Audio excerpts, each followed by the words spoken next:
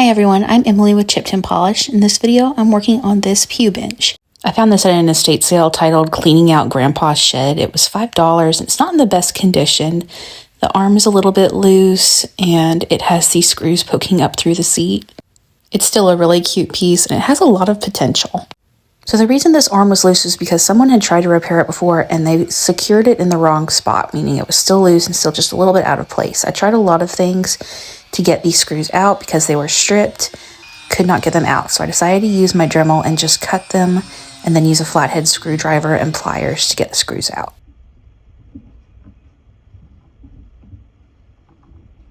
After taking off those L brackets, you can still see that it's not quite sitting in here right. Just a little bit of a lip on the side, whereas this one sits flush with the side.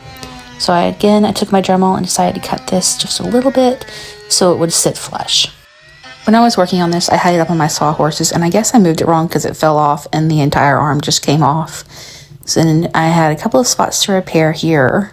Glued this up, got off the excess and clamped it, and I let those clamps sit on there for about 2 hours. Since I now had to secure the arm to the backrest as well as the seat, I decided to learn how to make pocket holes from another YouTube video super quickly. This was my first time making pocket holes, and I don't have a pocket hole jig.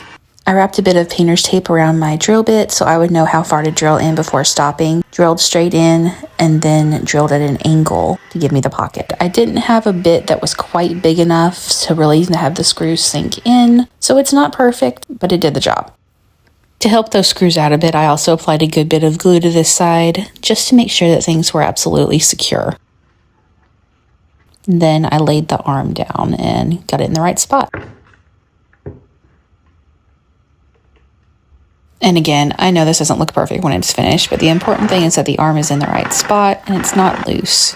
Also, this is most likely going to be against the wall. Nobody's going to see it anyway. Originally, I was going to take these screws out and replace them with something shorter, but they had this weird star tip on them, and since the others had stripped so easily, I decided let's not deal with that, just cut them. After they were all cut off, I applied Bondo, which I forgot to film, and then sanded that smooth once it was dry. To sand this smooth and to scuff sand, I use a 120 grit sandpaper.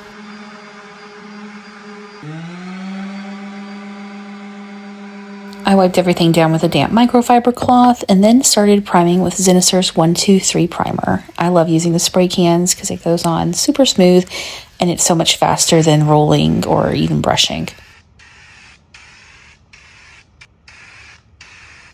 Once my coat of primer was dry, I could see that there was some really prominent wood grain. For the look I was going for, I wanted it super smooth, so I decided to go ahead and fill this in with some grain filler.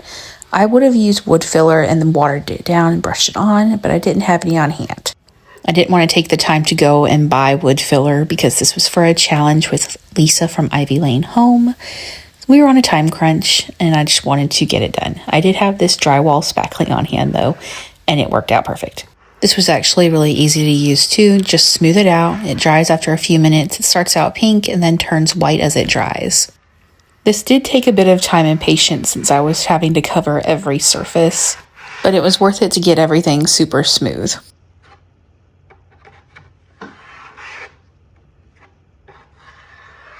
I mentioned that I was entering this piece into a challenge. Lisa from Ivy Lane Home hosts these challenges a few times a year on Instagram.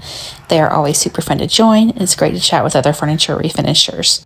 The theme for this challenge was to take any piece from the 1980s on and give it the biggest transformation possible, which is one reason why I wanted a super smooth look where we couldn't really see the wood grain.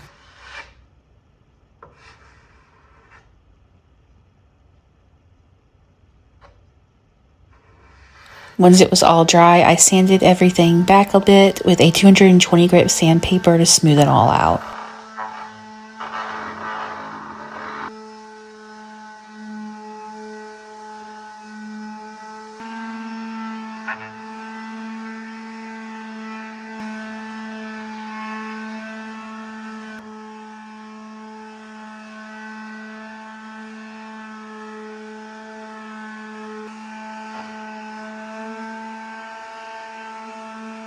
I noticed a lot of bleed through all of the drywall spackling, so to stop that and to give this a second coat of primer, I gave everything a coat of shellac.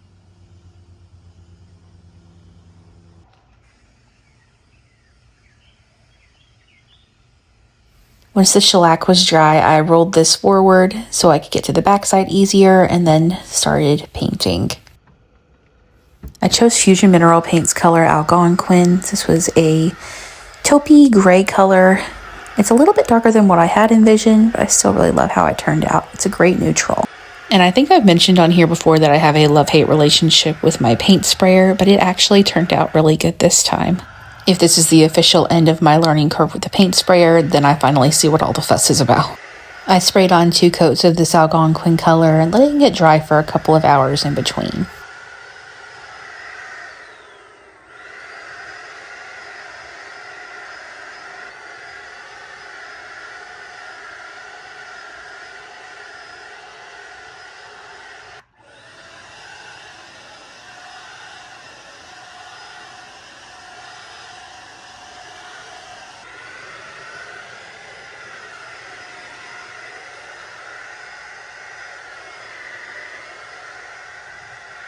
The next day, after everything had dried and I had better lighting, I could see where some of the drywall spackling had not been completely sanded smooth, so I went ahead and took 220 grit sandpaper again and smoothed out those areas.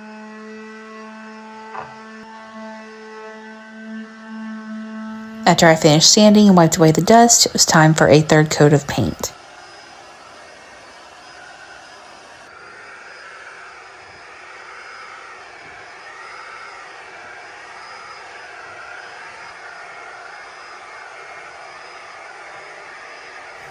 I did end up going back over the areas on the backrest a couple of hours later with a brush just to make sure I had complete coverage.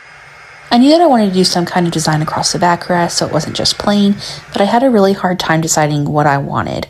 I almost went with a geometric leaf pattern, but the morning I was going to apply it, I saw a moth on my garage door screen and it gave me the idea to have a moth spread out across the backrest instead.